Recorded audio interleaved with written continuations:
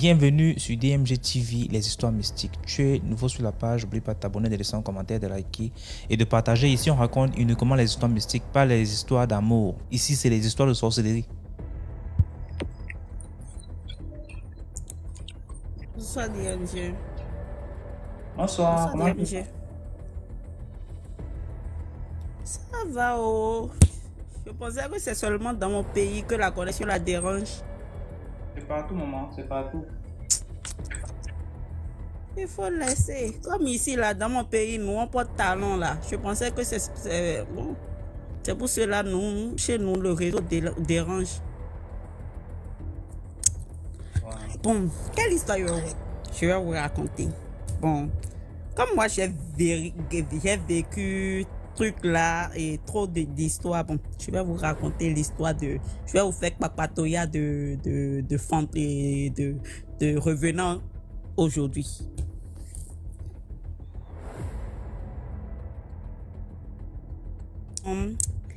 Diam, tu m'entends?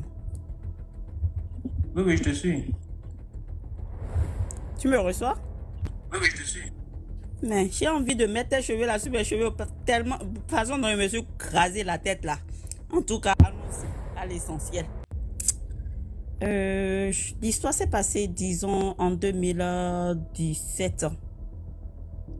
Et pardonnez la team, ne m'embêtez pas. Parce que ce n'est pas facile de monter sur un live et raconter son passé.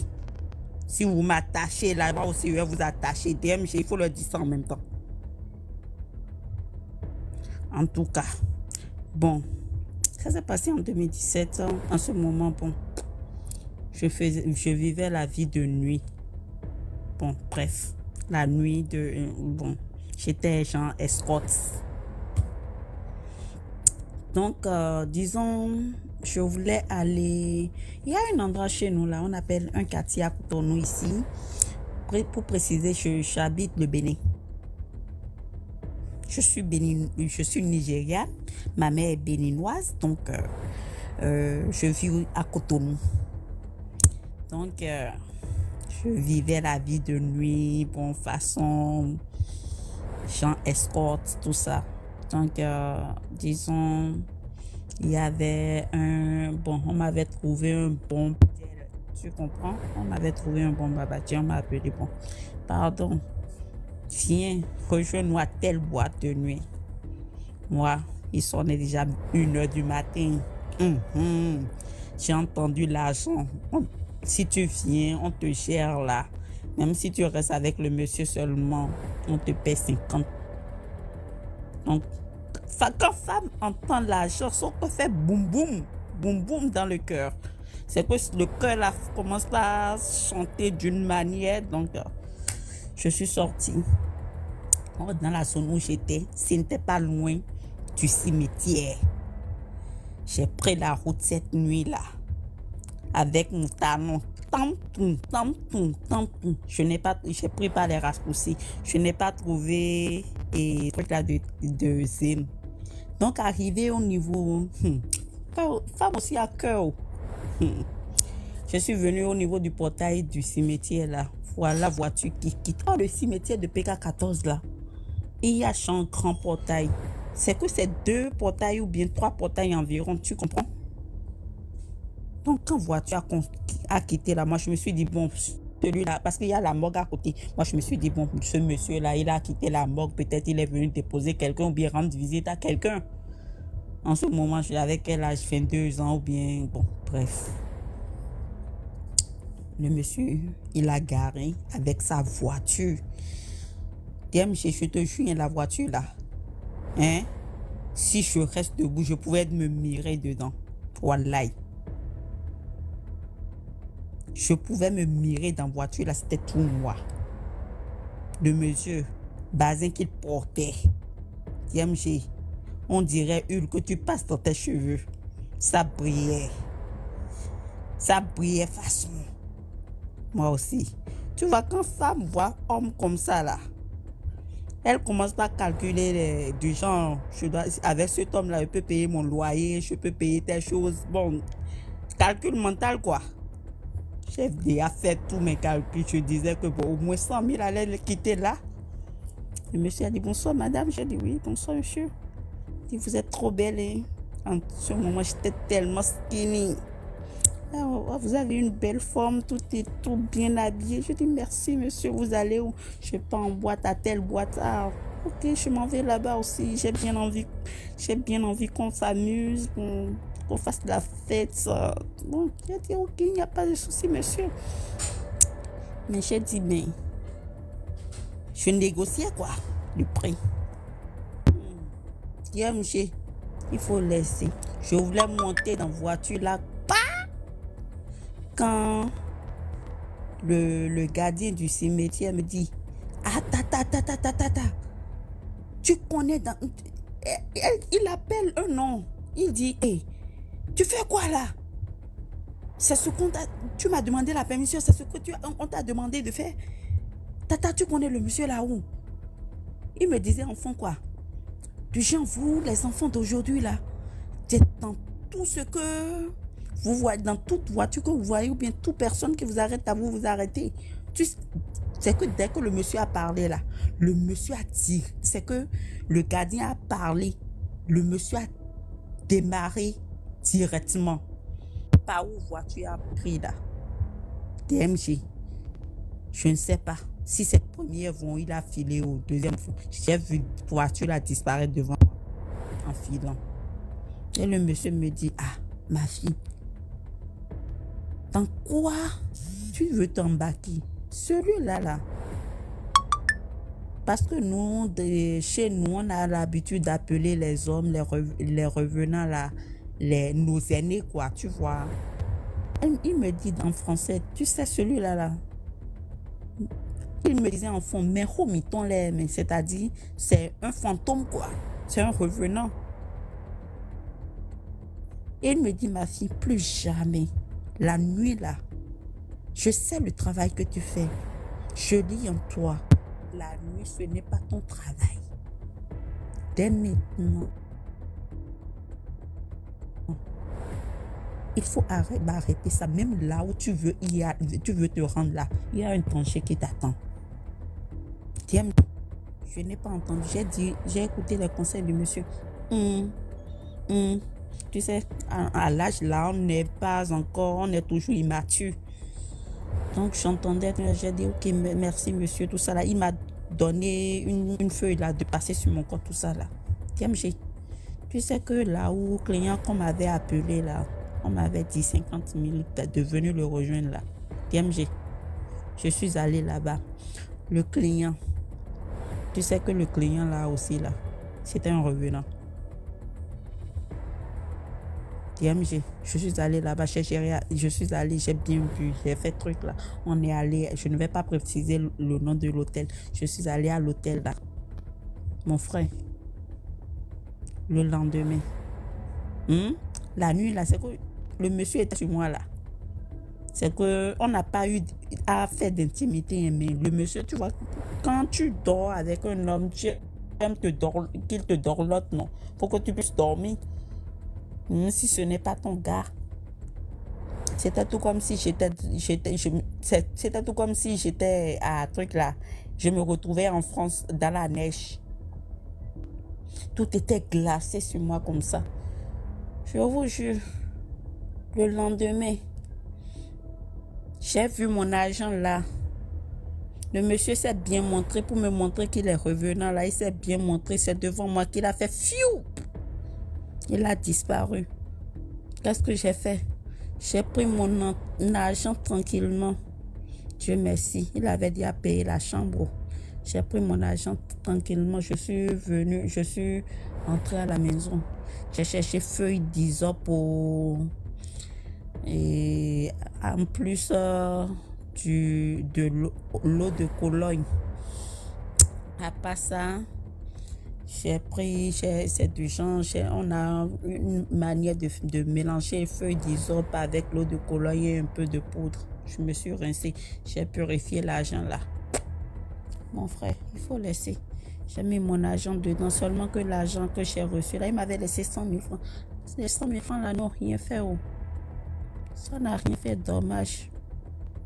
Mais pourtant, j'ai rencontré dans l'histoire de nuit là, rencontré plusieurs cas pareils, du genre où tu rencontres les revenants. Mais moi, je n'ai pas peur de prendre leur argent. Oh. Parce que c'est travail que je suis venu faire. En ce moment, c'était travail. Je devais manger. J'avais une fille à gérer. J'avais la famille qui comptait sur moi. J'avais des gens qui comptaient sur moi. Moi, je prenais mon argent. Je viens à la maison. Je cherche feuilles d'hysope avec d'autres feuilles. Je mélange. Je nyangami tout. Je mets un peu de parfum dedans, poudre dedans.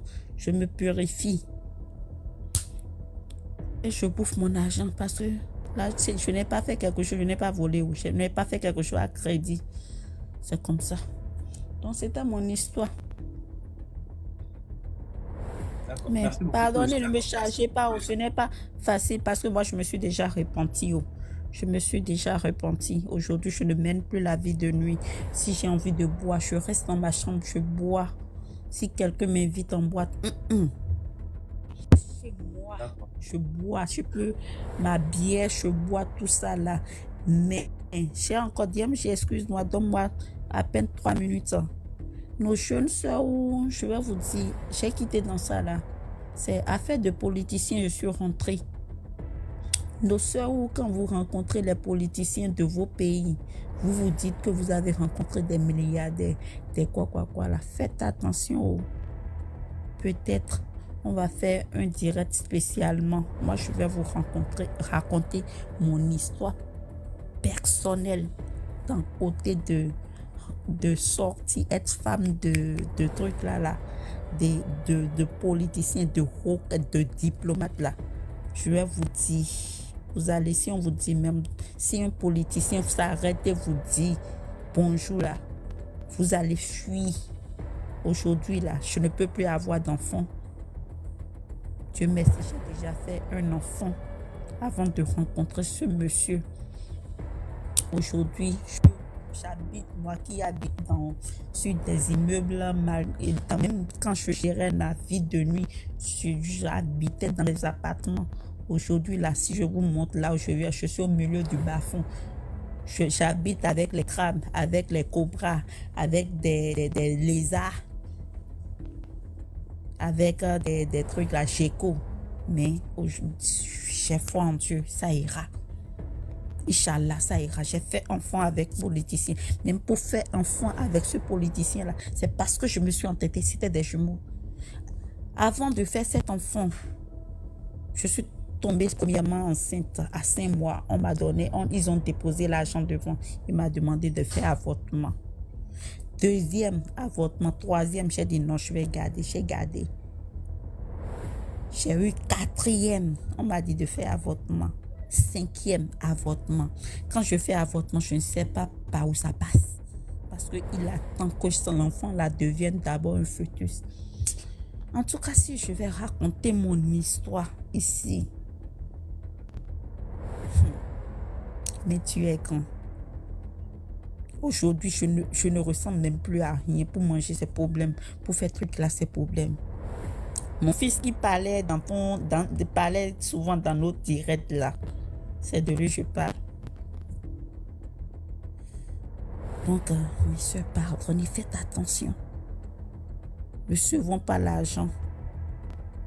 Je ne peux pas raconter ça ici parce qu'il y a beaucoup vous demandez de raconter. Je ne peux pas tout raconter.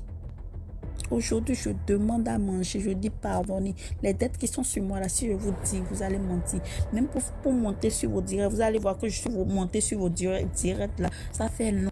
C'est vrai, j'ai perdu une de mes cousines. Mais moi aussi là, je fais pas de forfait. C'est quand une voisine là, elle a son illimité là, je fais fab. Je me connecte avec vous, monter sur vos directs. Si je raconte mon histoire. Mais tu es grand. Je sais que il pourvoira quelque chose. C'est pour cela, mes soeurs, faites très attention. Ils vont vous miroiter de l'argent. Vous dire les belles paroles. Je t'aime, tu es l'amour de ma vie. Ils ont leurs femmes avec qui ils sont complices même parfois. Et vous, ils vont vous détruire. Dieu merci. J'ai 2 enfants aujourd'hui. Mais moi, dans tous les cas, je ne peux plus avoir d'enfants. Je suis allô? Oui, je vais raconter, mais pas maintenant. Parce qu'il y a d'autres attentes. Sinon, s'il n'y avait pas d'autres attentes, j'allais raconter librement pour conseiller mes soeurs, mais il y a d'autres attentes. Non, ok. KMG, il y a d'autres attentes. Sinon, On va prendre le personnel pendant que... exactement. Sinon, si tu me permettais, j'allais raconter, mais comme il y a d'autres attentes, bon, Oui. D'accord. Merci peut-être je beaucoup. vais remonter. D'accord. Peut-être je vais remonter pour raconter, d'accord. Ok, descends et fais-moi descendre, s'il te plaît. Bonsoir, Leslie. Bonsoir. Moi, en fait, j'aimerais en fait raconter une histoire. Bon, je sais pas si c'est possible de raconter même ce que un proche a vécu. C'est un de mes grands en fait au pays. Il avait perdu en fait son boulot et du coup, puisqu'il avait sa voiture pour pouvoir s'en sortir, il était devenu chauffeur en fait. D'accord? Il faut dire que lui, genre, c'est vraiment un chrétien, genre chrétien, il craint Dieu et tout ça. Et quand il est devenu chauffeur, ce jour-là, en fait, il conduisait, il était sorti de chez lui, genre, il a prié et tout. Il a pris la voiture, il est allé, en fait, travailler.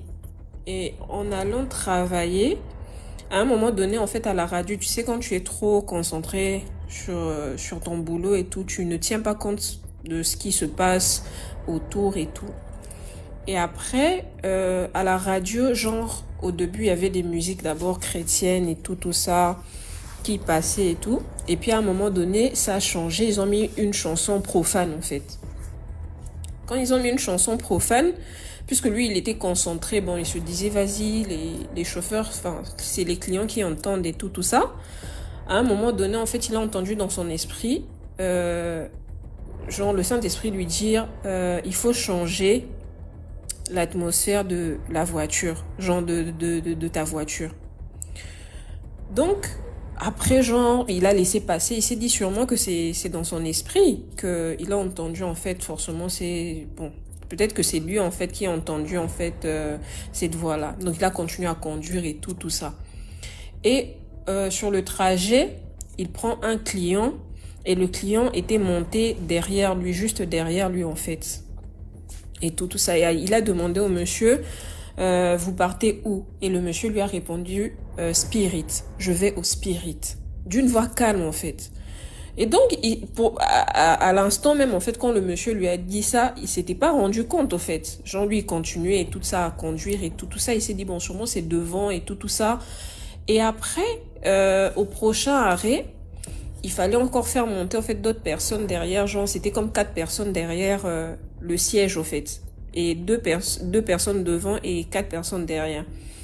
Et après, il continue à conduire et tout ça. Il a encore entendu d'une voix audible le Saint-Esprit lui dire, change l'atmosphère de ta voiture.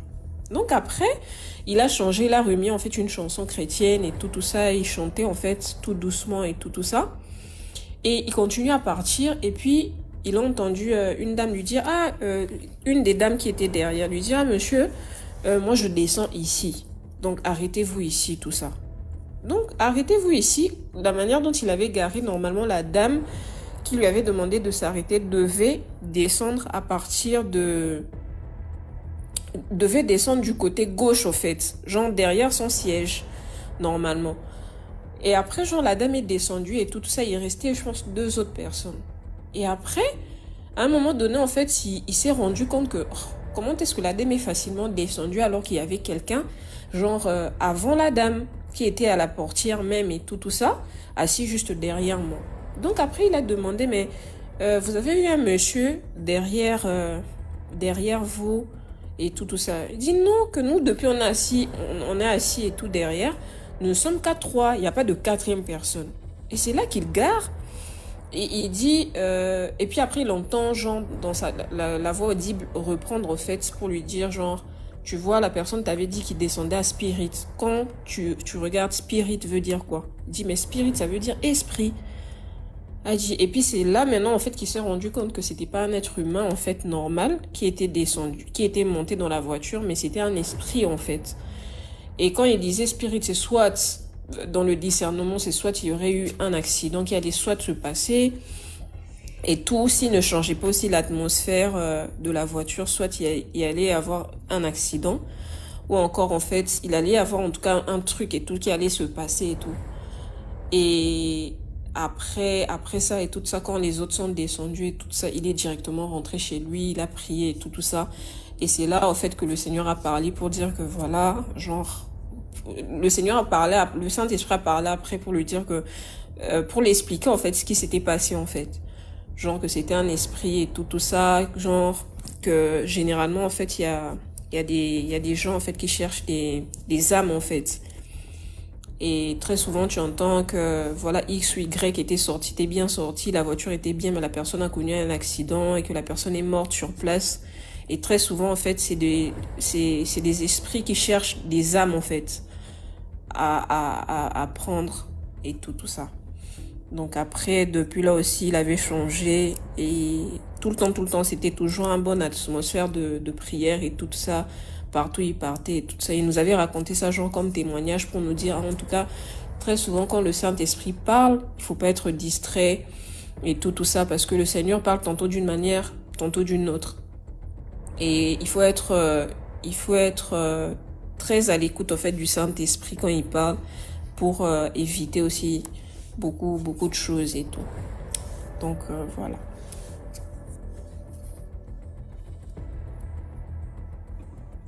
D'accord, merci beaucoup Leslie pour l'histoire.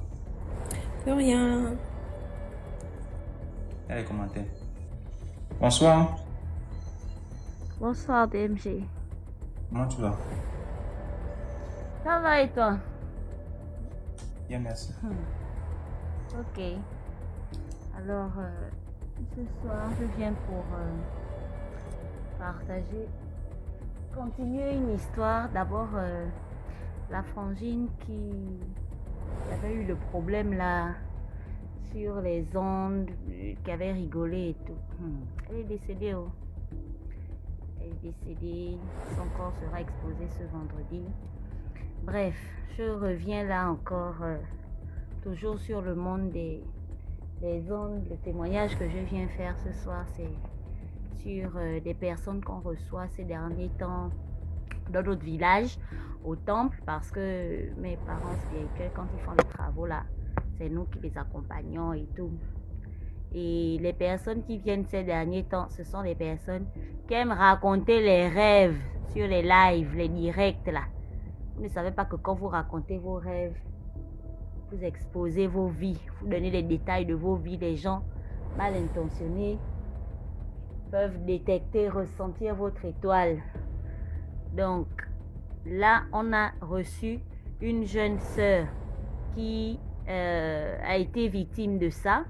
Elle a participé à un live et elle a raconté un rêve où on venait lui donner un héritage. Ce n'était pas un héritage négatif, c'était effectivement quelque chose de mystique, c'était quelque chose, chez nous on appelle ça le don de guérison de plantes. On venait lui donner en fait le don de pouvoir connaître les plantes, d'avoir le nom des plantes pour aider, soigner les gens, surtout les femmes qui ont des problèmes de ventre. En fait, c'est ce don-là que son aïeul venait lui donner dans le songe. Elle vient sur un direct, elle vient raconter le direct et voilà, elle vient raconter son rêve pendant le direct et il y a quelqu'un de mal intentionné qui l'a contacté en inbox, qui lui a demandé certains détails, soit disant que la personne va l'aider à canaliser son don et que il avait la possibilité de l'aider à faire grandir ça pour pouvoir aider plus grand nombre, surtout que on sait qu'il y a beaucoup de femmes qui ont le problème de conception et d'enfantement là. Donc ils ont pris contact, il lui a demandé de faire, ça c'est ce qu'elle nous raconte hein, quand elle vient dans notre village au temple. Elle nous raconte que le monsieur lui a demandé d'envoyer une photo d'elle nue. Donc elle devait se filmer entièrement de face et de dos. Il lui a demandé de filmer la paume de sa main. Et que le soir, elle devait allumer des bougies, se mettre devant une bassine pleine d'eau et réciter des paroles, une sorte de rituel. Elle a fait ça, tellement naïve. Elle s'est retrouvée dans un monde, entre deux mondes. C'est-à-dire, elle est un moment, elle sent qu'elle est dans les eaux. à un moment, elle sent qu'elle est à terre. Parce qu'elle peut être là assise, quand elle se lève, sous ses pas, elle laisse l'eau. Ou quand elle est assise, son derrière son pantalon, si elle est assise, quand elle se lève, tout est mouillé. En fait, elle sort de l'eau. C'est comme si elle vit dans l'eau. Et c'est ce qu'elle vit, elle traverse aujourd'hui. Donc, quand elle est venue nous expliquer ça, mon papa lui a dit que, ah, vous les jeunes là, vous avez le gros cœur. On ne sait pas ce que vous cherchez. Quelqu'un te demande d'envoyer ta photo à nu, de face, de dos. Maintenant, s'il met ça même sur les réseaux sociaux, tu exposes ton image comme ça à un inconnu que tu ne connais pas. Donc là, on s'est rendu compte qu'en fait, avec les incantations qu'il lui a demandé de faire à la bassine et aux bougies là, il a capturé son étoile. Et le don qu'elle avait, la personne qui était venue lui donner ça, son aïeul, en fait, a réagi. Ce qui fait que son esprit est bloqué entre les deux mondes.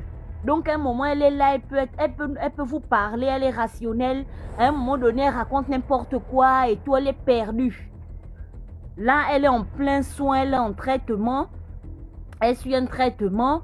Et puis, après ça, elle va devoir passer à la natte pour essayer de ramener son esprit. Parce qu'il n'y a que ça. Elle doit aller rencontrer ses ancêtres, demander pardon et puis se remettre en harmonie avec elle-même et ses entités. Donc, ce soir, mon témoignage, c'est ça pour dire que le monde des ondes, là, il faut faire attention. Je ne vais pas me fatiguer de dire que de la même manière qu'on vient ici, on monte pour édifier. De la même manière, il y a des personnes mal intentionnées qui sont là, qui attendent seulement la faille. Dès que quelqu'un va commencer à raconter son histoire, son témoignage, ils sont là pleins pour attendre seulement pour faire du mal aux autres. L'être humain, l'esprit humain est méchant. Il faut faire très attention. C'est pas à tout le monde ou à n'importe qui qu'on raconte ses rêves ou qu'on raconte les expériences qu'on a vécues qui touchent directement à notre intimité ou à notre vie. Donc faisons très attention. Faisons très attention. Aujourd'hui, on a perdu la sœur qui avait juste rigolé, un truc bête. Pour un commentaire, seulement quelqu'un a rigolé. S'il te plaît. Avant que tu ne continues et que tu ne chutes, parce que la dernière fois tu as été monté, tu as raconté l'histoire de la dame qui a souri avec qui que ce soit là. Ici, on ne se connaît pas. Tu vois pas. Toi, par exemple, tu es monté, moi je ne te connais pas. Et donc, je ne peux pas mettre deux personnes ici en contact. C'est pourquoi même quand les gens m'écrivent inbox pour me dire je veux le numéro de l'homme de l'ombre et X, je n'ai pas le numéro de l'homme de l'ombre, je n'ai le numéro de téléphone parce que on ne se connaît pas. Ça veut dire que quand tu viens dans un direct pareil et que le concept c'est raconte une histoire mystique que tu as vécue, raconte ton histoire mystique que tu as vécue, tu finis, tu prends ta route. Ceux qui veulent faire des amitiés, ceux qui veulent entrer dans les inbox, ça ne concerne plus DMG TV. Ça ne concerne plus. Par exemple, l'histoire que tu viens de raconter ici, ce n'est pas tant le fait qu'elle raconte son histoire qui est mauvais. C'est le fait qu'elle soit entrée inbox causée avec quelqu'un. En inbox. Et c'est là où il y a le problème. Faut pas, on va tout mélanger en même temps. Elle raconte son histoire, elle finit, elle bouge. Elle rentre, elle retourne dans sa vie. Pourquoi entrer dans les inbox de quelqu'un, causer avec quelqu'un qu'elle ne connaît pas et puis échanger des photos? C'est là qu'est le problème. C'est ça. Si on veut peindre ça en disant que c'est parce qu'elle a partagé, non, ce n'est pas ça le problème. Le problème, c'est que elle est allée causer avec quelqu'un jusqu'à faire des pratiques, faire son rituel. Et c'est là où il y a un problème. Nous, chaque fois, on dénonce le fait de partir, on te dit, ok, si tu vois une vidéo sur les réseaux, comment attirer l'homme facilement, fais ça, toi tu t'engages à faire ça, oh tu oublies, peut-être il y a une partie 2, bien peut-être la partie 2 que je suis encore de voir, tu engages dans des choses que tu ne maîtrises pas, et donc nous-mêmes on dénonce ça ici. Et il ne faut pas faire peur, parce que quand tu dis que tu ne paraphrases pas, ça fait peur aux gens de monter raconter leur histoire, et c'est ça que je ne veux pas.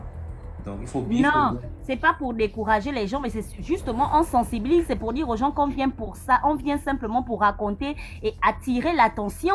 C'est pour que d'autres ne retombent plus dans ce genre de travers. On vient pour parler, c'est pas pour dire qu'allez dans les inbox des gens pour échanger ou pour faire du copinage. C'est tout ça en fait. C'est pour dire qu'il y a des personnes qui ont des esprits faibles, qui ne connaissent pas. Il y a d'autres aussi qui sont naïfs, qui ne savent pas, qui se disent que la personne vient vraiment avec un cœur ouvert pour leur venir en aide. Parce qu'ils ne savent pas. Donc, en fait, il faut se méfier, il faut faire attention. On sensibilise, c'est par rapport à ça aussi. C'est pour dire qu'il faut faire attention. De la même manière, il y a vraiment de bonnes personnes qui peuvent nous aider. Il y a des personnes aussi mal intentionnées, mais on n'est pas là pour ça. Pour rentrer dans les inbox des gens, envoyer maintenant ces images et tout.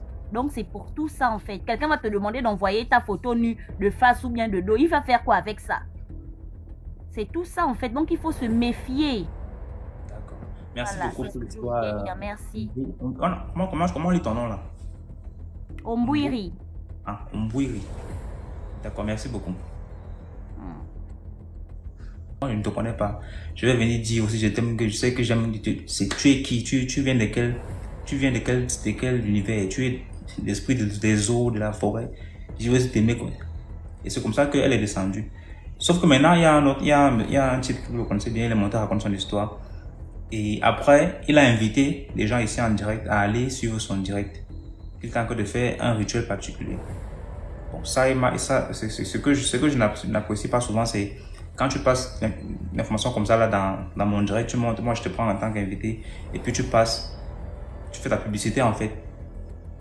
Et donc il a fait sa publicité en disant ok, je vais faire un direct là, il y aura tel rituel, tel rituel, tel rituel. Et quand il a fini son histoire, il est parti faire son direct. Mais moi je suis resté ici derrière et j'ai dit, je ne serai pas responsable si vous partez dans un rituel, dans un live, suivant un rituel et quelque chose vous arrive. Ne venez pas me déranger avec. J'ai précisé ça ici. Que non, je ne veux pas. Parce que moi ici, ce qui me concerne, ce n'est que c'est là sur la chaîne DMG TV. Quelqu'un vient monter cela, on ne se connaît pas. Ça peut être une bonne personne, oui, ça peut aussi être une mauvaise personne. Donc je ne peux pas encourager quelqu'un à aller suivre un direct que moi-même je ne maîtrise pas. Et donc c'est comme ça que la fille, par derrière, elle est partie suivre le direct. Et la prochaine fois que j'ai fait mon direct, elle vient maintenant me dire, DMG, j'ai une histoire à raconter parce que d'abord, elle m'a envoyé l'histoire là, sur le numéro WhatsApp de DMG TV. Elle en parle, elle m'a dit que je suis allé dans le direct, je n'ai même pas répondu à son message. Et donc, elle est revenue renvoyer la demande ici. Et quand elle monte, elle dit, je veux raconter l'histoire, l'expérience que j'ai eue dans le direct de X. J'ai dit, d'abord descends. Parce que je n'étais pas envoyé quelque part. Et tu as été prévenu, tu as été mis en garde. Les gens sont très têtus. L'autre est venu cela me raconter l'histoire. Il y a les livres, quand tu lis ça, tu as le pouvoir, tu as machin, 4 livres. J'ai lu comme ça, lire ça, on m'a demandé de sacrifier ma mère. Les gars s'abonnent à lui pour aller demander, gars, c'est quel livre là-bas? C'est quel livre là-bas? Tu veux le livre là? On n'est pas ici pour les mêmes raisons. D'autres sont là parce qu'ils cherchent l'argent. Parce qu'ils sont prêts à faire tout ce que vous imaginez là. Pendant qu'on raconte les histoires, c'est là que oh, j'ai posé 600 millions de tels. D'autres veulent aller là-bas. Ou il y a tel franc-maçon qui m'a dragué, il vivait. C'est ça qu'eux ils veulent. Ils veulent aller là-bas. On fait comment? C'est comme ça. Donc, ne peut pas rire les gens ici dans les commentaires que non, vous pensez que vous êtes dans la même situation là. Vous êtes là pour avoir peur des trucs. Eux, ils sont là pour venir voir, pour venir découvrir, pour venir prendre. Donc, que chacun reste dans son coin et fait ce pourquoi il est là. Sinon, moi, je ne suis pas responsable. Ici, on n'écoute rien que les histoires mystiques. Point barre. Bonsoir, l'étoile du... Ciao, bonsoir DMG finalement que je suis en live avec vous. J'ai tellement d'histoires à vous raconter. Alors ce soir, je vais partir sur l'histoire de mon petit frère qui m'a raconté. Il est moins bavard, mais une fois il m'a raconté son histoire. Alors, il faut dire qu'on a perdu notre père en 2018 d'un cancer. Et bref. Et lui, il avait postulé plusieurs fois pour la gendarmerie, aussi pour autre. Je ne dirai pas parce que moi, je suis burkinabé. Et lui, il a postulé avec ses diplômes et tout. Il a été retenu et il fallait faire une formation dans la brousse. Parce que de la gendarmerie, il a bravé les échelons, on va dire. Je ne dirai pas comment. De peur de me faire reconnaître ici. Et il m'a raconté ça, il m'a dit, écoute, tu sais, quand on était parti une fois en formation, parce que c'est un homme qui est un peu réservé, un peu dans son truc là, dans son monde, un peu réservé. C'est dû aussi à ce qu'il fait comme boulot. Bon, on l'a bien choisi, on va dire. Ils sont partis faire des mois à quelque part dans une brousse et ils étaient peut-être, on va prendre un exemple, 400 élèves gendarmes, mais qui étaient formés par 2 blancs. des personnes qui étaient arrivées de l'extérieur. Et on les réveillait parfois dans des heures tardives, à 2 heures du matin, dans la brousse. Ils avaient mis des campements, tout. Et lui, quand on les réveillait, peut-être 200 ou 400 élèves, et on faisait le rang, ils couraient, ils faisaient des trucs, je ne sais pas moi. Et quand on les remettait dans le rang, c'est-à-dire que ces blancs-là qui étaient là, ils comptaient. Et parfois, ils pouvaient compter jusqu'au petit matin, c'est-à-dire jusqu'à 4 heures du matin. C'est-à-dire qu'ils réveillent les élèves à 2 heures, mais ils comptaient. Ils comptaient. Et ça ne finissait pas. Et ça s'est trouvé qu'il y avait d'autres personnes qui s'ajoutaient. Et comme c'était des blancs, et eux, ils étaient dans la brousse, ils faisaient la formation. Il y avait entre-temps un homme à quelque part, on ne sait pas où, dans le même village, au Burkina Faso, je ne donnerai pas de nom, qui avait aussi, on ne sait pas, en tout cas, lui, une fois, il vient, il arrive, il essaie de rentrer dans le camp. On dit non. S'il faut rentrer, vieux, il faut faire ça. Et ça s'est trouvé que cette personne et mon petit frère parlaient la même langue. Et cette personne a dit à mon petit frère, non, il faut que je rentre, je veux vous parler. Et lui, il a dit non. Il ne faut pas forcer la barrière, sinon, en ce moment, c'est un pays un peu à risque, donc ils risquent vraiment. Ils ont parlé en langue, les deux. Et mon petit frère lui a dit, il a dit à mon petit frère, il a donné un peu là où il était situé. Et après, mon petit frère est parti le retrouver avec deux de ses compagnons dans le corps. Et ils ont parlé et il a dit à mon petit frère, vous êtes là, vous avez implanté, c'est dans la forêt. Ils ont essayé, les Blancs ont essayé, mais parfois c'est comme ça parce qu'il y a je ne sais pas comment on les appelle en français, les Wokloni, des personnes de petite taille qui se mettent quand vous faites les comptes. Voilà. Qui ont les pieds en arrière. Malheureusement, c'est des personnes qui sont partout. Donc, c'était ma petite histoire que j'ai trouvée un peu fascinante. J'ai voulu aussi partager avec vous. Donc, voilà, c'était ma petite histoire. J'ai coupé. Hein. J'ai tellement d'histoires. Bon, je reviendrai. Merci surtout. Ciao. Oui. Les Wokloni. Ils sont drôles parfois. Hein. Ils viennent s'aimer un peu la zizanie et aussi les élèves dans le corps, dans le rang, ils étaient fatigués parce qu'on les réveillait pour faire des formations, des gymnastiques avec des trucs. Mais après, quand ils se mettent à compter, quand c'est 400, ça va jusqu'à 2000. Et les Blancs, ils ne comprenaient pas. Ils revenaient encore en arrière pour recompter. Non, ce n'est pas possible. J'ai mal compté. Donc, du coup, voilà. C'était ma petite histoire. Ciao. Merci DMG. Partage tes cheveux avec moi. Ciao.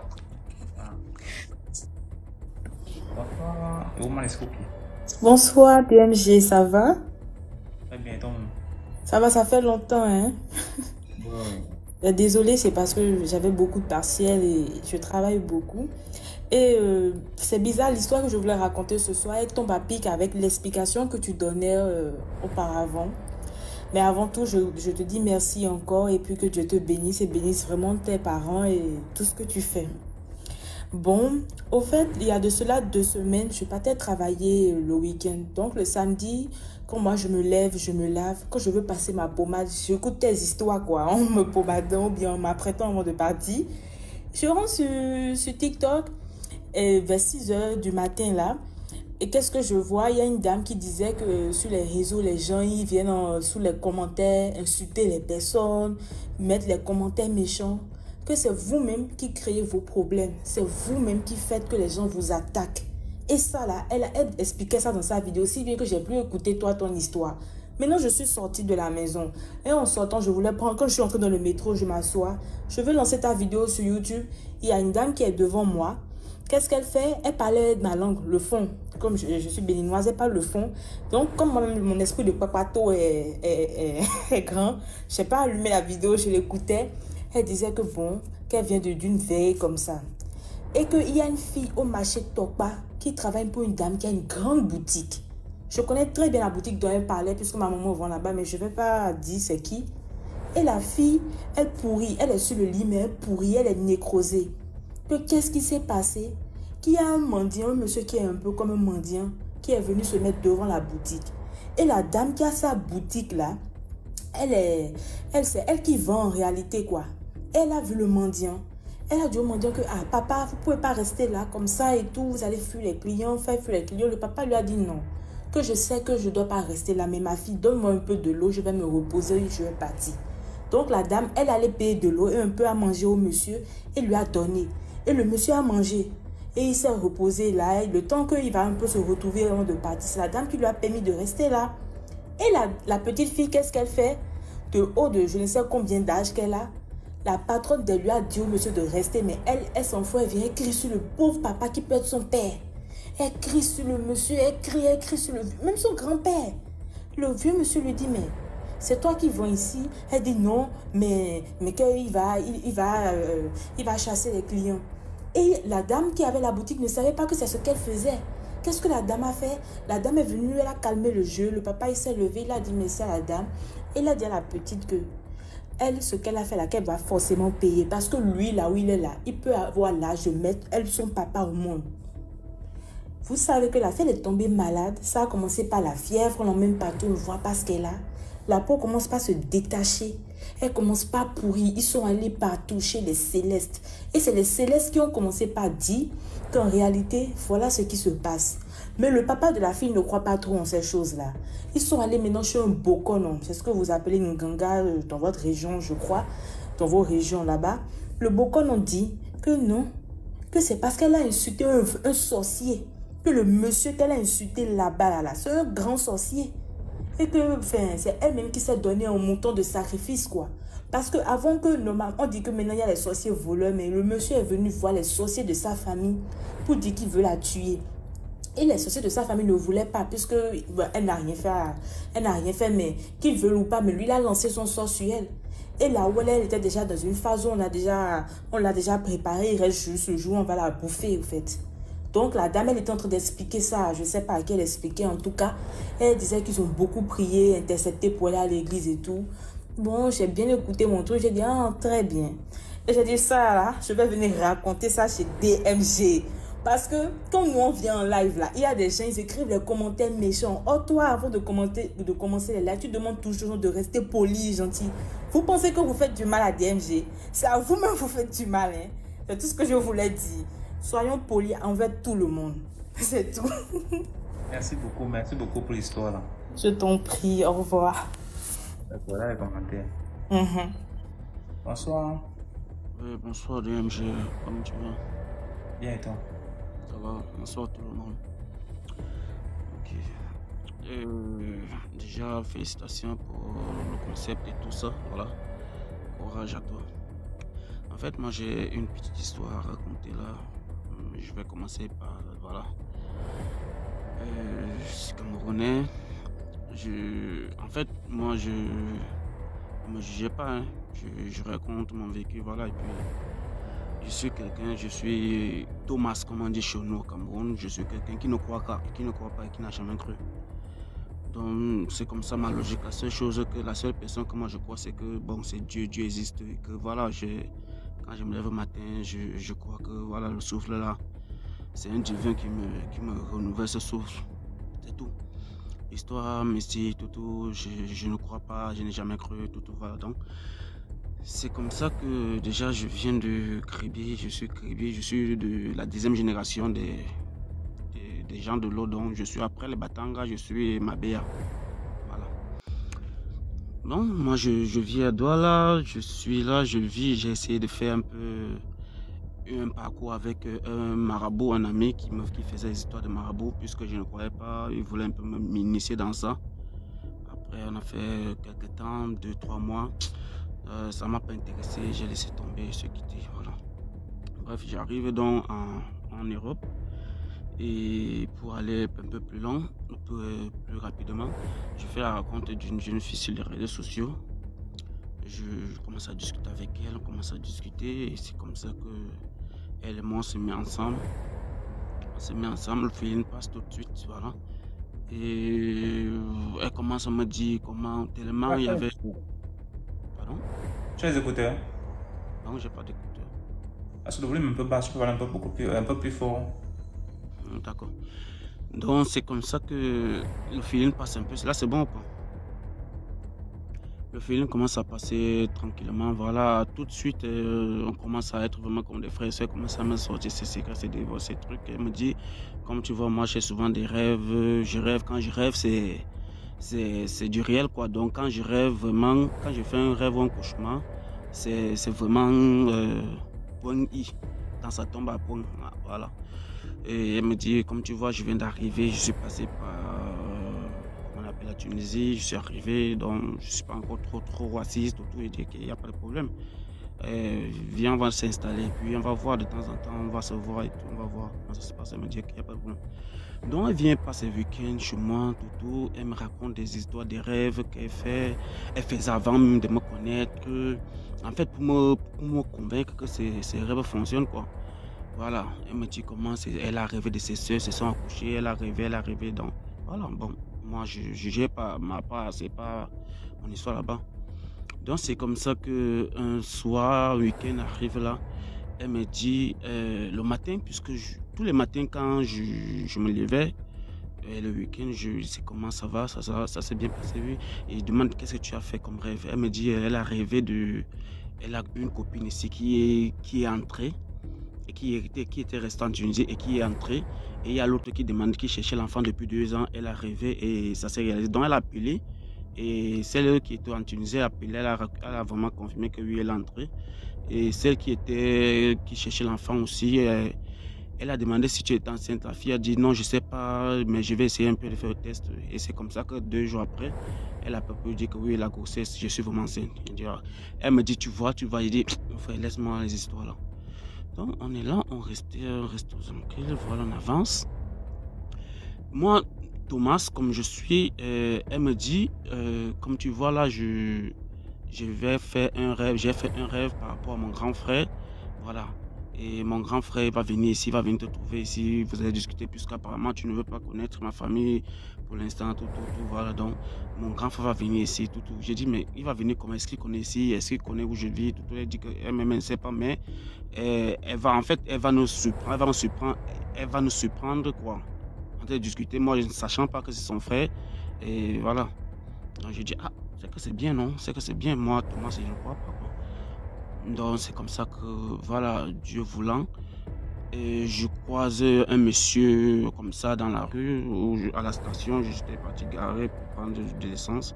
On commence à discuter et le monsieur tout de suite commence à me parler de sa soeur, comment elle a une soeur là, voilà, elle vient d'arriver, si je peux connaître comment les gars qui font les Ngunda là, les asiles, tout ça, si je peux.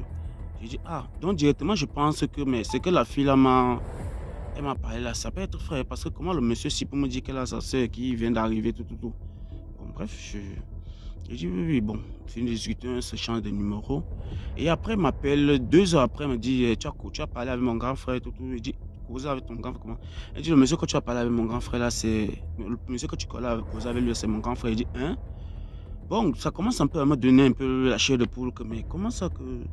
La fille, si elle est chez elle là-bas, puisqu'on vit ensemble, elle vient le week-end, comment ça que, à peine, comment ça mène. Bon, bref, quelques temps passe, elle arrive chez moi, et voilà, elle arrive à faire 2-3 jours.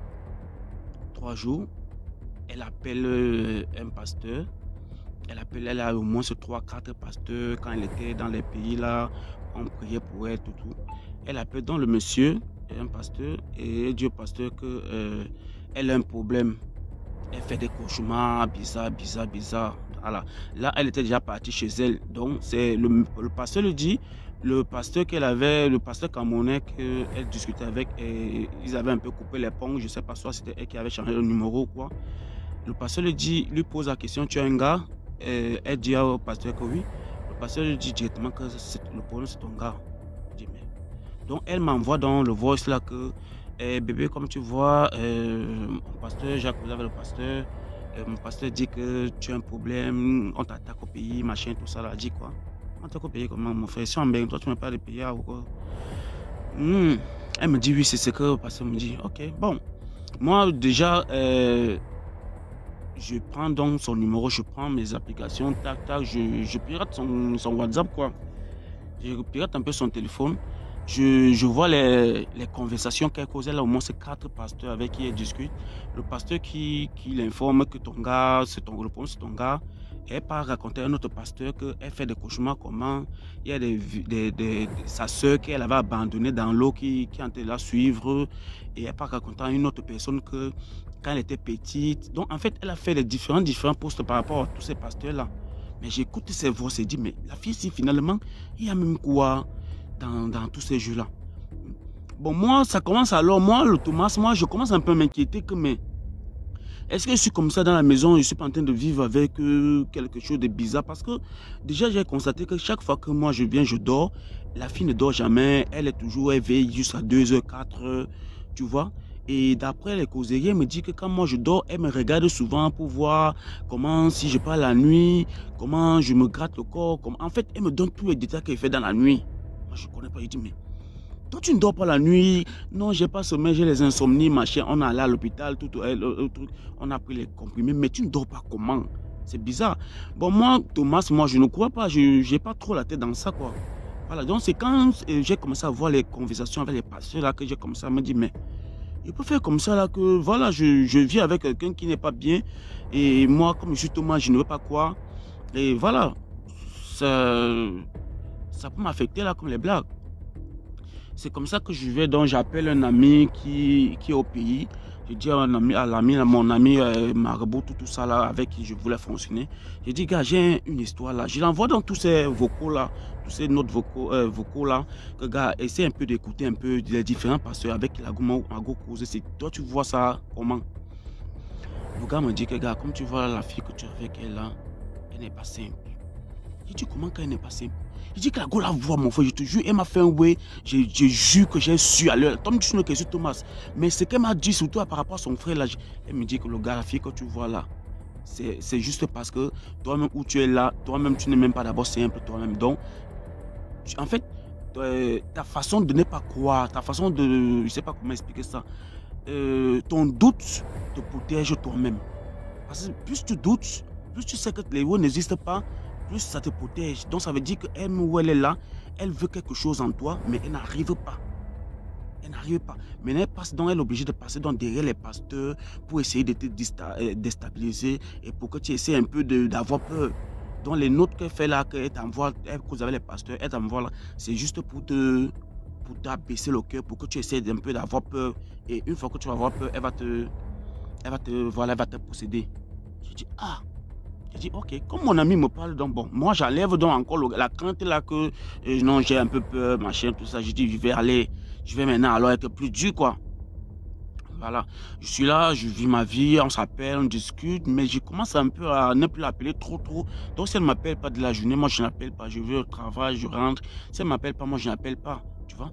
Et elle m'appelle toujours, chaque fois qu'elle m'appelle, toujours vers les 23h35, 45 là. Gars, toi tu sais qu'elle travaille le matin, tu m'appelles toujours la nuit comme ça, il y a quoi? Non, depuis tu ne m'appelles pas, machin, je te vois parce que je suis sûr que toi tu es en train de regarder les filles dehors quand tu vas à la salle de sport là-bas, machin, tout ça. Et quand elle parle comme ça textuellement, effectivement, je sors du sport le jour là, je cause avec une fille, je discute avec une petite meuf là, on discute un genre, mais rien de grave quoi. Donc, quand elle me dit ça vers les 23h30 là, mais je dis, mais la gosse, elle peut faire comme ça quand elle me voit. Et je ne veux pas, hein. Tu vois. Donc, moi, je commence donc à avoir peur. Je go donc chez les pasteurs qui sont ici en Bengla. Et voilà, je n'ai pas un peu expliqué le problème au monsieur. Le monsieur me dit que voilà, il faut que tu te mettes dans les prières parce qu'il y a quelqu'un qui est en train de venir dans ta vie qui va te bouleverser. Et non seulement, voilà, elle te freine un peu dans certains trucs. Et effectivement, dans tout ce que je faisais, en fait, je n'arrivais plus à épargner, je n'arrivais plus à faire des trucs comme je faisais avant. Je ne m'habillais plus pendant les 2 mois qu'on a fonctionné ensemble. Parce que ça fait seulement 2 mois. Mais tout était un peu, genre, un peu difficile, quoi. Je n'envoyais même plus trop le dos au pays. Rien. Mes business, ça bloquait. Moi, je me disais que non, il y a les périodes comme ça, c'est le pasteur là qui me dit que gars, il faut faire attention, il faut prier parce que la personne qui est venue là, moi, je te proposerais de laisser cette fille, mais tu ne la laisses pas comme ça. Tu vas chercher un jujube, un truc qu'il m'a proposé, c'est un truc qu'il a écrit sur une feuille. Il m'a dit de chercher ça et d'aller là-bas, on va essayer de prier ensemble, tu vois. Mais moi, je n'ai pas tout pris. Et j'ai essayé un peu de laisser un peu la fille pendant, ça fait déjà presque 3 jours aujourd'hui. Je n'appelle pas, elle ne m'appelle pas, je ne réponds pas à ses messages, tout. Donc voilà, je me dis un peu que, je sais pas s'il y a quelque chose de bizarre dans ça ou pas. Parce que moi, je ne veux pas croire que c'est vrai. Mais déjà, si ça arrivait déjà à ce niveau-là, voilà. Donc voilà un peu mon histoire que je voulais un peu essayer de partager, qu'il y a vraiment des choses ici d'ailleurs que vraiment on ne sait pas d'où ça vient, hein. On est comme ça. Et il faut qu'on se méfie les gars, méfions-nous, soyons sages. Et voilà, prions beaucoup, vraiment, prions beaucoup. Parce que moi je suis quelqu'un, moi je prie, mais si tu me vois, on va te dire que le gars là prie, non, tu ne vas pas croire, je suis très croyant. Voilà, je suis croyant et la seule personne que moi je crois, ce n'est que Dieu. Le reste là, je ne crois pas à ça.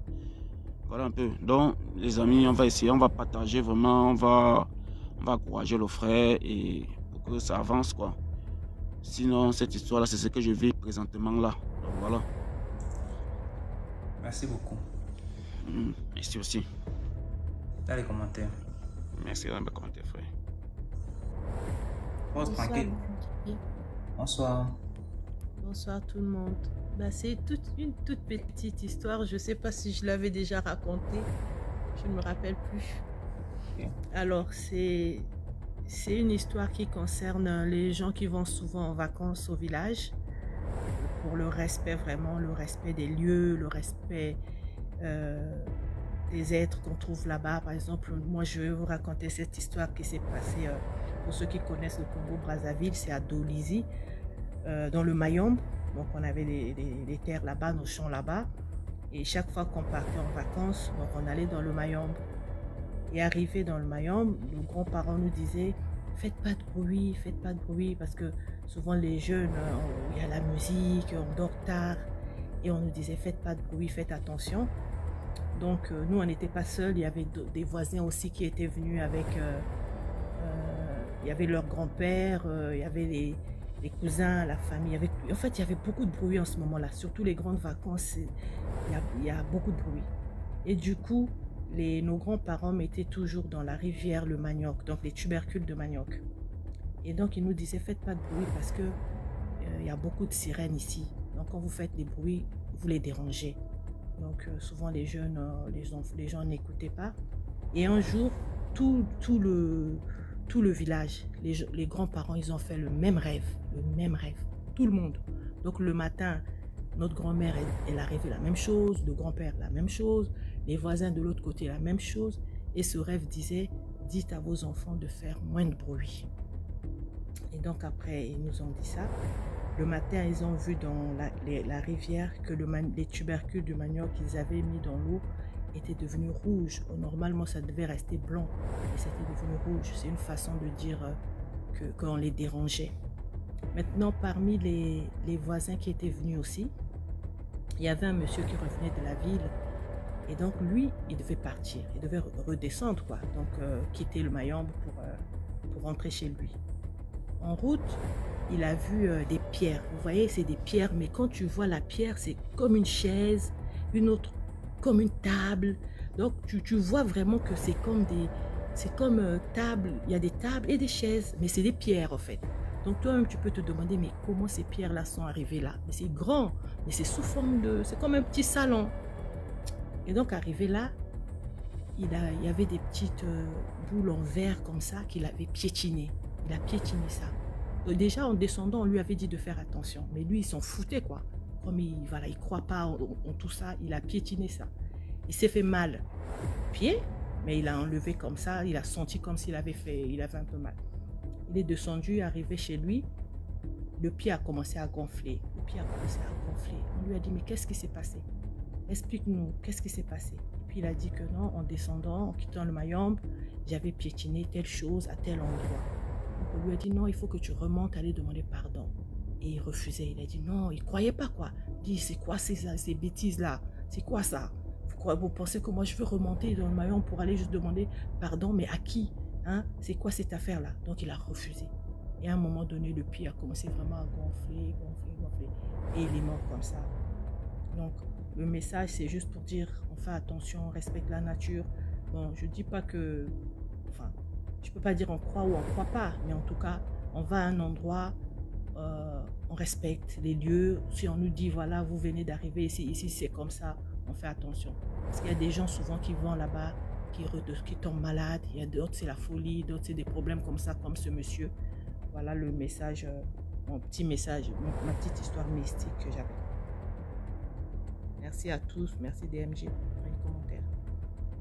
Merci beaucoup, Force Tranquille, pour l'histoire. Dans les commentaires. Les qui n'ont pas encore vu le premier film qu'on a posté. Ceux qui n'ont pas encore vu le premier film là, on a posté. Je tiens à remercier ceux qui ont vu le film là. Parce qu'on a posté des premiers 30 heures du film là, on a fait 20 000 vues. Merci. C'est pas le million de vues mais c'est beaucoup. Pour une première diffusion. Merci pour ceux qui ont regardé. Et les commentaires, beaucoup de commentaires positifs. Ça donne vraiment du courage, ou bien de la force pour continuer. Donc le prochain film va être diffusé le 1er octobre, le 1er avril. 1er avril. 24 000 vues. Ah, ok, 24 000 vues. Merci. Et oui. Le titre du film, c'est J'ai sacrifié ma fille. La qualité des images. Merci. Moi, j'ai liké, mais je n'ai pas encore eu le temps de regarder. Il faut regarder. Pour voir le film. Marceline. Sur YouTube, la chaîne, c'est DMG Production.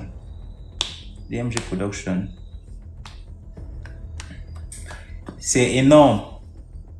Mais on va regarder ça après le direct et on va continuer d'abord. Olivia, ta photo de profil là vraiment.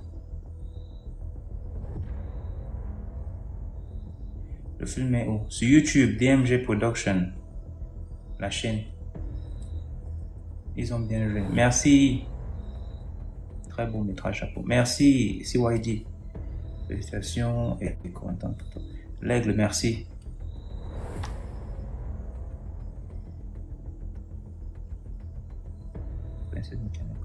Le courage est où? Ça fait peur. Ça fait peur. La douce. Je veux bien faire comédienne. Ok, DMG Production sur YouTube, oui. Félicitations, j'espère. Parce que c'est ce qu'on espère. La mère là aime trop l'âge. Les gens vous avez trop le cœur sur la. Elle a seulement joué un rôle, hein, parce que les gens ont failli taper sur elle. C'est quelle mère qui aime l'argent comme ça? C'est quelle mère? Faut pas que quelqu'un va voir la femme dans la vraie vie, va la taper. Hein. Fouda, Frampon, Asna. La mère là.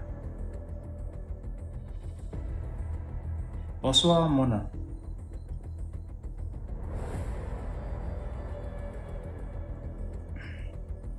Allô?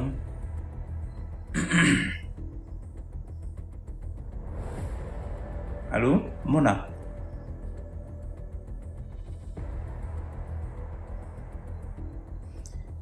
C'est un film, mais c'est fait très... Oui, l'histoire était inspirée d'une histoire réelle, non? J'ai dit qu'elle n'a joué qu'un rôle parce que faut pas maintenant que derrière le rôle qu'elle a joué là, que quelqu'un dans la vraie vie va aller déranger la maman là. Pardon, elle a seulement joué un rôle. Elle a seulement joué un rôle. Les gens mettaient le cœur. Vraiment, la femme, si elle est trop bête. Vraiment, si je peux taper la femme, si... Non.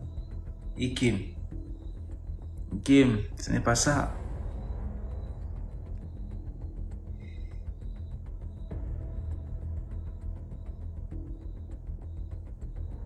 Oui, de Fouda. Il y a des gens qui sont capables. Oui, hey.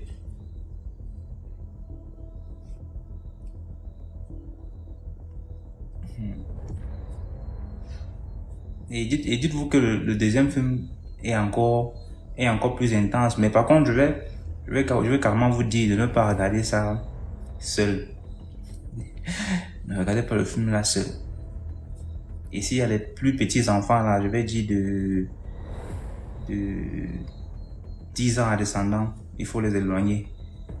Pas à cause de la nudité, mais à cause de la violence. Non. C'est beaucoup trop... Pas trop mystique. Il y a des scènes un peu... Donc, les moins de 10 ans là, il faut éviter. Ça peut être la sensibilité. Voilà, justement.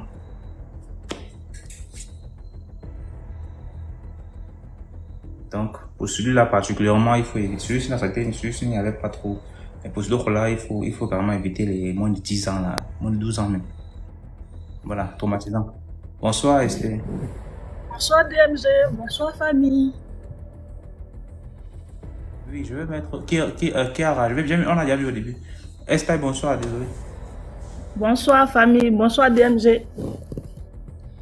Bon, je vais vous raconter mon histoire avec mon alliance et ma bague de fiançailles que le patriarche de la famille de mon mari a voulu que je porte. En fait, mon mari, il est américain, mais d'origine indienne. Donc, il a son arrière-grand-père qui est là. Et quand on a voulu se marier, déjà, dès qu'il m'a vu, elle est noire. Ça a été la première phrase. Son fils, bon, son petit-fils, les deux ont réglé les différends là-bas. C'est mon choix. En plus, elle est mère célibataire. Bon, c'est parti en vrille. Et là, il me dit, pour les fiançailles, on n'a pas besoin d'acheter des bijoux. Et qu'ils ont leur bijou de famille, qui est dans la famille depuis je ne sais pas combien de temps. Et que ça se transmet de l'aîné jusqu'à... C'est-à-dire, après mon mari, son fils va prendre, etc. Quand j'ai entendu ça, déjà, mon cher, les blancs, leur sorcellerie, là, ça dépasse pour nous. Je dis, mon chéri, c'est pas mieux qu'on aille faire pour nous tranquillement. Il dit, non, il ne faut pas le vexer, tout et tout. Ok. Alors, on va alors. La soirée des fiançailles arrive. On m'offre la bague. La première sensation, mon bras commence à... Tu sais, quand tu portes quelque chose et l'énergie, quelque chose, c'est comme si je perdais une force. Comme si j'avais porté un poids. Mais et que la chose que j'ai attrapée aspirait mon énergie. Je n'étais pas bien. Loin de ma famille et tout et tout. Je ne savais même pas à qui m'adresser. Pendant toute la soirée, j'en ai souffert. Et après, il me demandait, qu'est-ce qu'il y a, ça va? Il y a un problème? J'ai dit, j'ai mal au bras. Comment ça, t'as mal au bras? Je dis, je ne sais pas, mais j'ai mal au bras. Tu me permets que j'appelle ma mère? Il dit, ok, vas-y, appelle-la. Je me suis retirée, j'ai appelé ma maman pour lui expliquer un peu, voilà. Mais maman, je portais la bague, j'ai mal au bras. Elle me dit, c'est quel genre de bague? Je dis, je ne sais pas, mais c'est leur patriarche qui me l'a donnée. Elle dit, si tu sens que ça te fait mal, la nuit, enlève-le. Et là, quand le monsieur, il a remis à son petit-fils pour me remettre la bague, là, il a dit une phrase dans leur langue. Je n'ai pas compris, mais les deux ont compris le sens. Vu qu'il ne m'aimait pas, moi, ce n'est pas mon problème. Mais son petit-fils avait un rire crispé d'une manière, comme quelqu'un qui se reproche quelque chose. Et moi, franchement dit, j'ai mauvais caractère. Une courte fille, claire, petite taille et très impolie. Donc, j'ai tiré mon bec de côté, je dis, je ne sais pas ce que vous avez mis dans cette bague, mais franchement, je vais l'enlever. Il dit, non, il ne faut pas vexer le vieux, il va s'emmerder et tout et tout. Mais parce que, par contre, lui, il a grandi avec sa maman qui est française et son papa est d'origine américaine, c'est-à-dire les autochtones de là-bas. Donc, il est plus ancré avec sa maman qu'avec son papa. Et vu que les choses devaient se faire selon la tradition, on m'a trimballé en Australie. Loin de mes connaissances. Je ne connais personne. Je ne parle pas anglais. Mon anglais, là, ça se termine en 3e. Parce que quand on faisait cours, je sautais la clôture. Donc, je ne connais pas. Me voilà au milieu de tout le monde. Les gens parlent, ça échange, ça m'indexe. Mais je souffre. Mon bras me fait mal. Je sens ma force me quitter. Je vais dans la chambre qu'on nous a octroyée, j'enlève la bague. C'est joli. C'est en or, avec une pierre dessus, assez énorme, mais de couleur rouge. J'ai dit, ma maman dit, fais la photo, tu m'emmènes, je vais voir. J'ai fait la photo de la bague, je lui ai envoyé. Elle dit, d'accord. Enlève pour dormir. La nuit, j'ai voulu enlever mon chéri, elle a dit, non, garde-le, c'est un présent, ça va te passer, peut-être c'est l'énergie. Moi, je suis enfant de pauvre.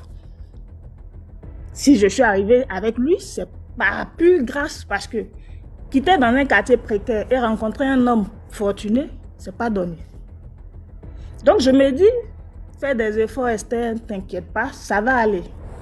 Me voilà en train de dormir avec la bague. Je dis, MG, j'ai l'impression qu'on me sectionnait le bras. Jusqu'au matin, je ne pouvais pas soulever mon bras. Ah là, ça, c'est chaud. J'ai enlevé. Je lui ai dit, je ne sais pas ce qu'il y a dedans, mais je ne porte pas. Si tu ne veux pas m'épouser là, même moi dans l'avion, je rentre chez moi. Ah, mais non, qu'est-ce qu'il y a? J'ai dit, je ne sais pas. Mais ça, ce n'est pas une bague de fiançailles. Je ne sais pas ce qu'il y a dedans.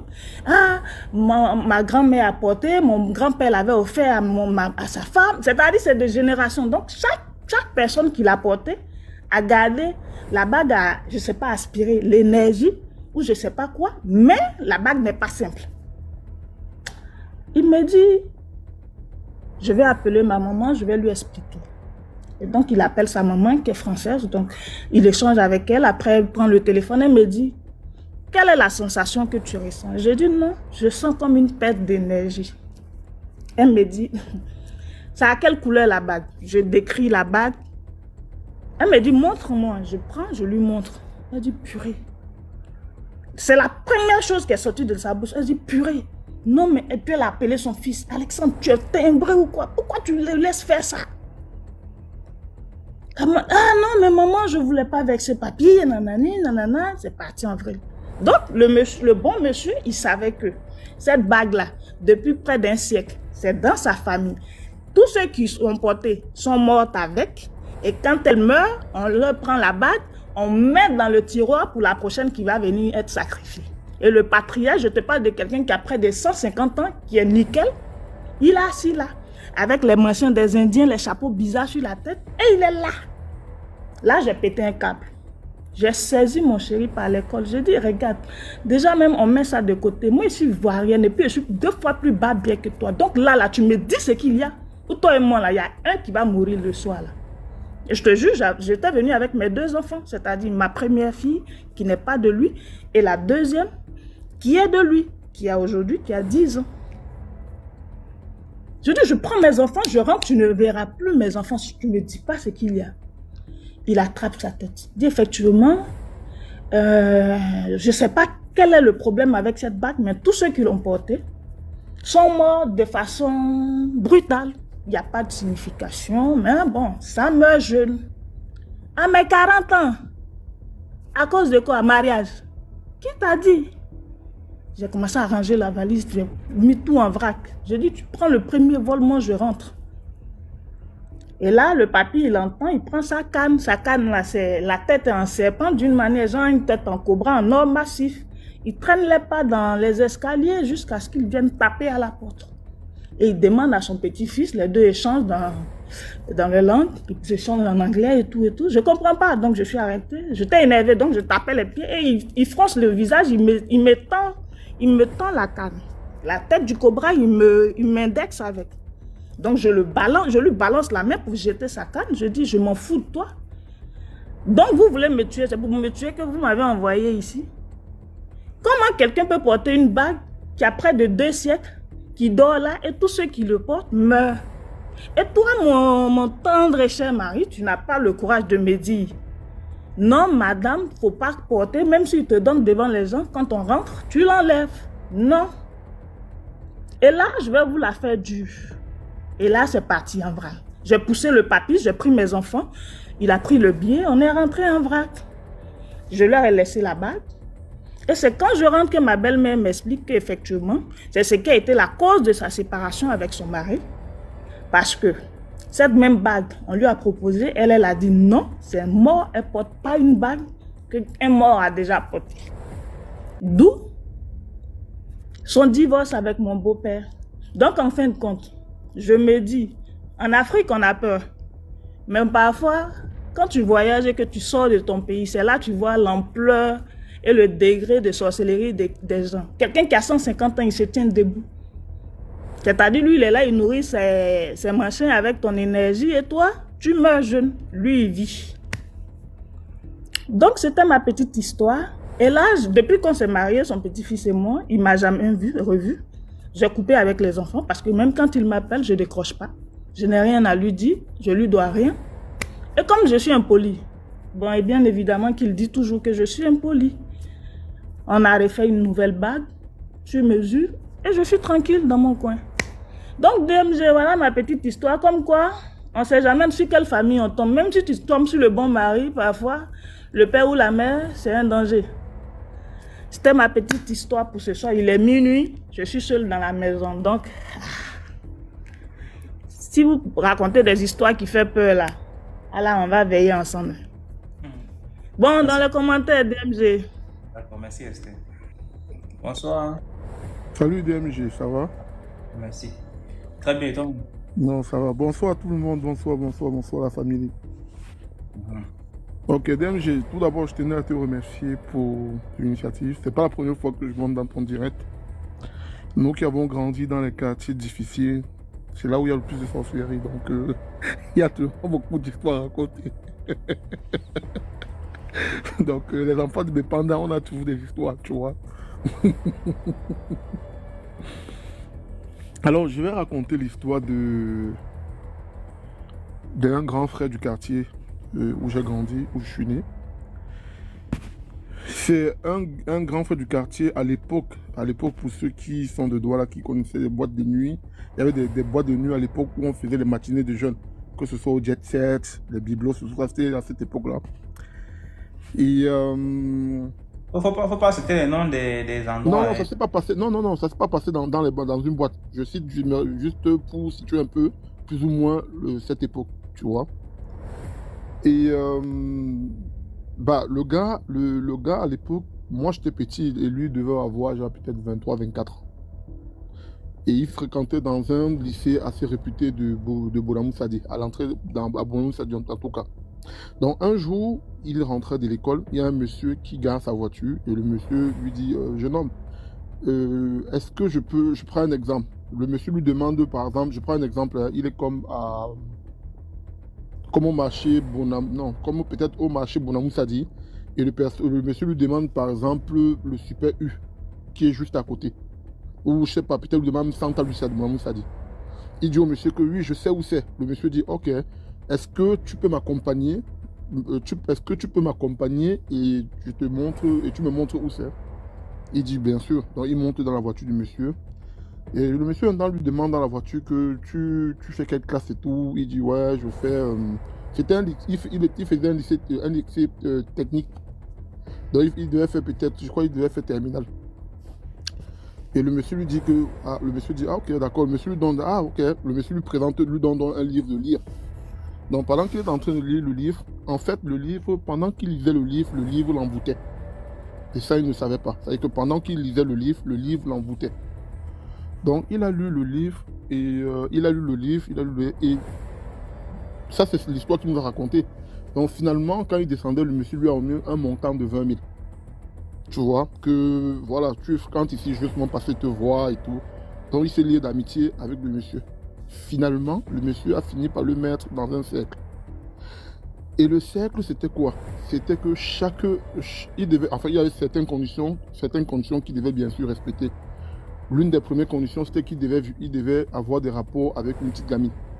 Donc, il allait prendre sa nièce. Il a eu les rapports avec sa nièce, elle devait avoir peut-être 6 ans.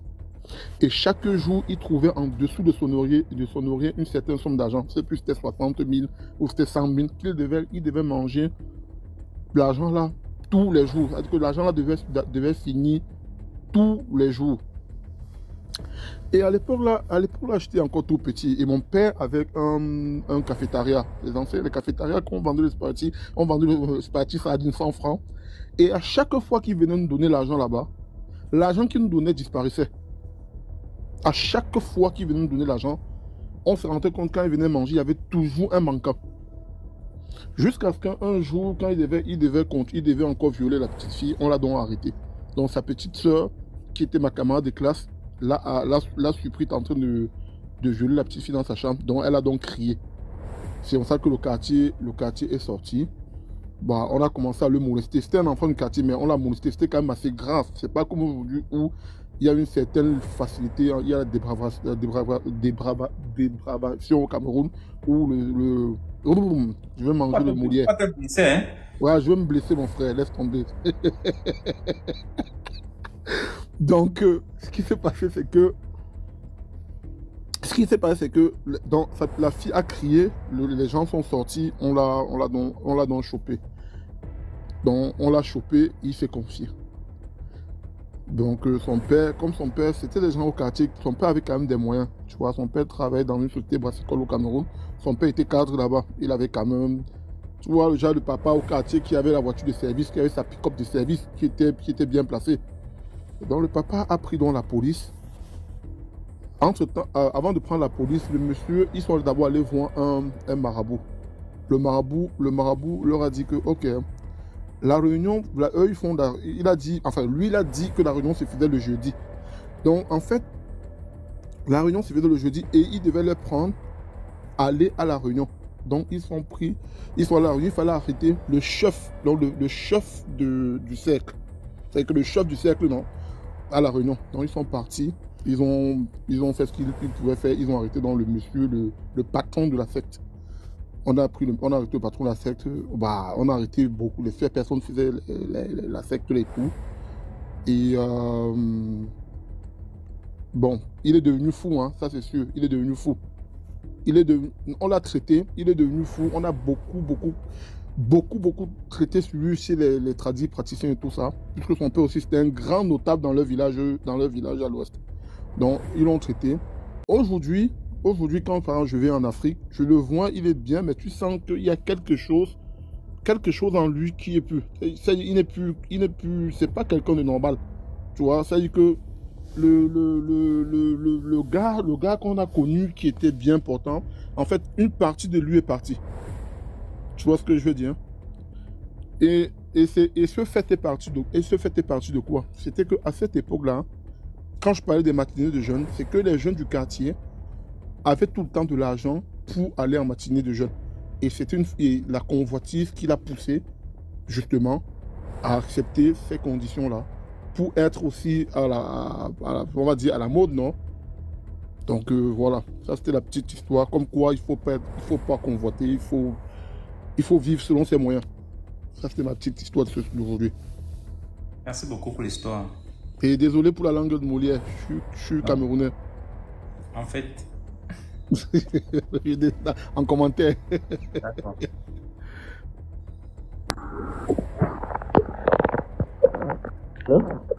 Allô? Juste.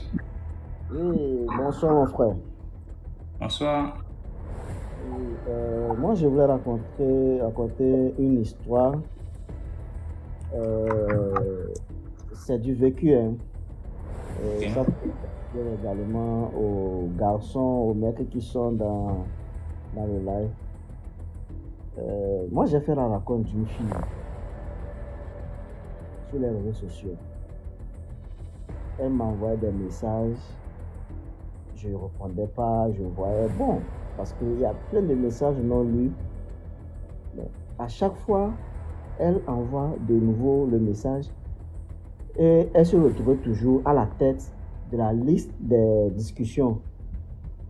Et un jour, bon, je dis ok, j'ouvre son profil, je regarde. Il n'y avait que 2 photos. Et une très belle fille. Je dis, oh, ça c'est le genre des arnaqueurs sur internet qui mettent des photos, d'autres photos pour pouvoir arnaquer sentimentalement les gens. Je zappe. Et c'est là qu'elle a remarqué que j'ai ouvert son message. Elle a encore écrit, mais c'est là que je lui réponds. Elle dit, bon, qu'est-ce que vous me voulez? Que non, que c'est juste pour faire connaissance, tant. Je dis, ok, moi je vais bien, parlez-moi de vous. Ok, elle m'a parlé, elle me dit qu'elle est, elle est styliste, elle a sa boutique, tout ça, où elle travaille. Je dis, d'accord. Elle dit, moi je suis là, je vis. Elle dit, ok. Et cela demande si je veux avoir la confirmation qu'elle est réelle, elle peut faire un appel vidéo. Je dis d'accord. Et ça a été l'erreur que j'ai commis. Aussitôt, elle a lancé l'appel vidéo. Elle était réelle. Elle était réelle, c'était vraiment elle. Mais quand j'ai regardé sa vidéo et elle parlait, j'ai été immédiatement séduit. Immédiatement. Dans ses yeux, les noirs dans ses yeux brillaient. C'était comme du diamant. En appel vidéo, j'ai été en même temps séduit. Et on s'est donné rendez-vous. Le jour là, quand on s'est vu, arrivé, j'ai garé. Je ne suis pas descendu. Quand elle s'approchait, en toute sincérité, elle est vraiment belle. Une très belle forme, des rondeurs. Et dans ses yeux, ça scintille.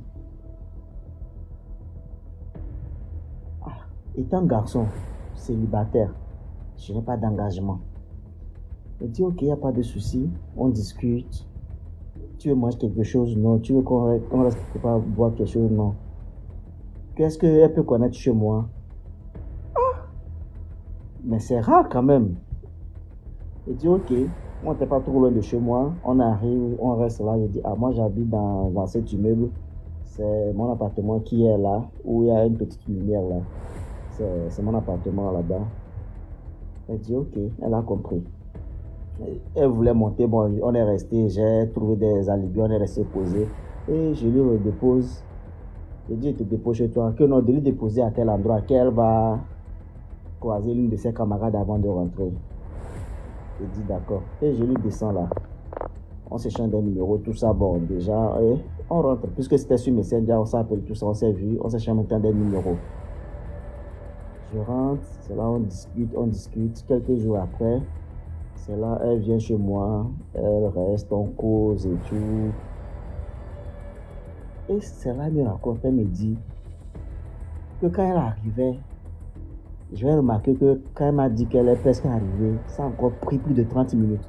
C'est parce qu'elle a essayé de faire un détour pour voir quelque chose, parce qu'elle était suivie. Elle dit suivie par qui? Que non, que c'est son ex, c'est une personne, une personnalité dans ce pays. Et la personne est dans l'armée. Il dit bon, que oui, que la personne a mis des gens qui le suivent. Et lui-même, il le suit souvent parce qu'elle a largué le gars. Il dit bon, et pourquoi tu l'as largué? Qu'au fait, le gars utilise son énergie pour lui, c'est son évolution, l'évolution de sa carrière dans la politique et dans le rang de l'armée. C'est là que je dis, mais ton énergie comment? Le gars c'est un ritualiste, que oui, qu'elle pense bien, que parce que depuis que le gars, comment le gars même lui a dragué, elle ne sait pas comment le gars a pu le trouver. Du coup, elle a vu que le gars l'exploite, elle veut sortir de là. Bon, moi, j'étais déjà envoûté, je suis amoureux, je ne réfléchissais pas vraiment. Mon analyse n'était pas approfondie. C'était juste la discussion. Je ne m'interrogeais pas réellement pour aller en profondeur. Donc, on était assis au canapé, au salon là-bas, on était là en cause et tout. Le jour-là, on n'a rien fait. J'ai essayé de lui toucher. Elle a dit non, qu'elle n'en a pas envie, tout ça. Mais quand elle est partie, qu'est-ce que j'ai remarqué? Quand on restait, on causait, à un moment donné, elle était distraite. elle fixe son regard c'est dans un endroit de la pièce où il n'y a rien du tout. Et j'essaie de l'agiter et cela dit, ah, que de l'excuser. C'est comme si elle avait, je sais pas quoi, vous êtes 2 ou 4 comme ça, et elle a une autre discussion parce qu'elle nous voyait perdu à ce moment. Elle dit, ok, il n'y a pas de souci. Je n'ai même pas réfléchi, approfondi, parce que moi j'étais amoureux. D'accord, elle est partie. Et quelques jours après, elle est revenue, une soirée. Et le jour où on a fait, en toute sincérité, depuis mon existence et de tout ce que j'ai eu à croiser, les formes, les tailles, tout, ça a été la première fois que c'était vraiment exceptionnel. Tu ne peux pas décrire. En tant que garçon, tu ne peux pas décrire ce que tu as ressenti. Mais ce jour-là, qu'est-ce que j'ai remarqué? Elle, à voir son âge et sa forme, normalement, tu devais voir que peut-être la poitrine ne devait pas être vraiment raffermie. Ou les... Je ne sais pas quoi. Elle devait être un peu fatiguée parce que à son âge, elle aurait connu au moins des hommes. Mais tu le vois, elle est vraiment clean. Et ce qui m'a fait tiquer, les bouts de sein. Nous savons tous que sur le sein, il n'y a qu'un seul bout. Mais elle avait 2 bouts sur chaque sein. Donc ça faisait 4 bouts. Mais les 2 autres bouts qui étaient un peu en hauteur, ça avait l'air coupé ou bien, je ne sais pas quoi. C'est pas assez visible comme les autres, les 2 autres qui étaient pointus. C'est ça qui attire mon attention quand elle est partie le jour-là. Je lui disais, si faisait, elle dit, mais tu n'as pas dormi. Elle dit non, qu'elle n'a pas dormi, qu'elle va rentrer. Et elle est rentrée. Ça attire mon attention. J'ai réfléchi quelques minutes. Je suis passé dessus. Je dis, mais c'est une jolie fille, tout ça là. Bon, peut-être c'est un accident. J'ai banalisé. Cette nuit-là, je me suis couché. J'ai senti une présence. Il y a un monsieur qui est arrivé et il a essayé de me noyer. Bien que moi, je ne suis pas un excellent nageur, j'ai pu me et m'échapper. Je suis sorti de l'eau. La personne n'a pas pu me noyer. Et aussitôt, je me réveille. C'est la fille qui m'écrit. Je parle, on est autour de 3h, 2h, 3h du matin. Aussitôt, j'ai sursauté. Je vois, il y a l'alerte sur mon téléphone. C'est la fille qui m'écrit. Et c'est là que je me suis retrouvé vraiment en moi. Et tous ces événements que j'avais remarqués, son regard qui était figé comme si elle parlait à quelqu'un, elle serre la mine, elle sourit, oh j'ai rien dit d'intéressant, elle serre la mine, oh on est en train de discuter quelque chose de gai. Ce que j'ai vu sur sa poitrine, la sensation que j'ai eue lorsqu'on a couché, c'est là que j'ai fait tout ce lien avec la personne qui me noyait et son message est arrivé. Le message dit quoi? Toi aussi, tu as trop peur. Il ne peut rien te faire. Il est juste jaloux. Et c'est là que je lui réponds. Il dit, comment tu le sais que non, qu'elle était là? Et je lui ai dit, c'est la dernière fois. Je n'aime pas ce genre de choses. J'ai coupé mon téléphone. J'ai fait ma petite prière. Je suis resté là.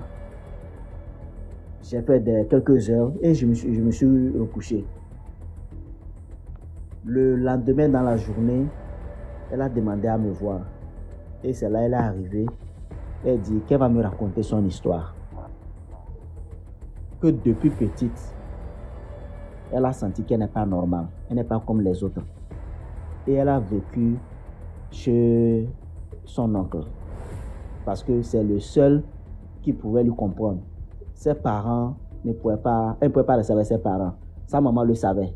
Le papa, elle ne sait pas si le papa savait ou pas. Donc sa maman l'a envoyée chez son oncle, où elle devait grandir. Que quand elle était même petite, à chaque fois que quelqu'un lui fait une injustice, la personne subit en même temps des conséquences. Lorsque son maître en classe lui tapait injustement, le gars tombait malade, soit sa mère s'enflait, soit en rentrant, il fait un accident. Et à la maison, la femme de son oncle elle préparait la nourriture qu'elle vendait au bord de la route. Lorsque la dame gronde la fille, le grondait, quand elles sont restées au bord de la route, la nourriture qui finit normalement vers 10h, 11h, elle peut rester là jusqu'à 18h. Ça ne finit pas. Les gens ne viennent pas acheter. Une fois, sa tante lui a envoyé de faire une course. Quand elle est revenue, la tante s'est fâchée. La tante lui a donné une gifle.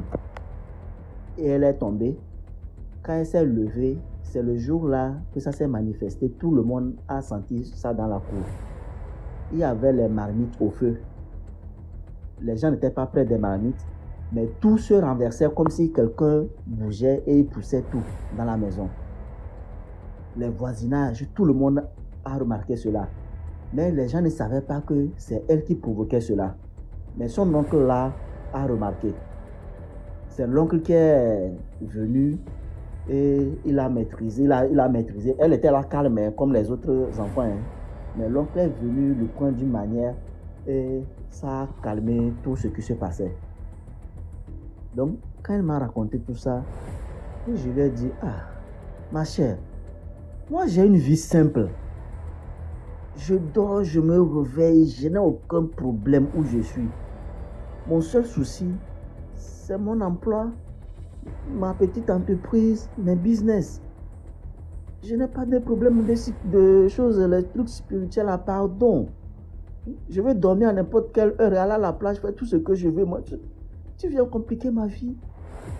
Et elle me répond que moi, je suis plus fort qu'elle. Que c'est le pourquoi elle-même. Je dis quoi? Et tu me dis que moi, je suis ça aussi? Que non. Qu'au fait, je suis pur. Et elle, c'est ce qu'elle recherche.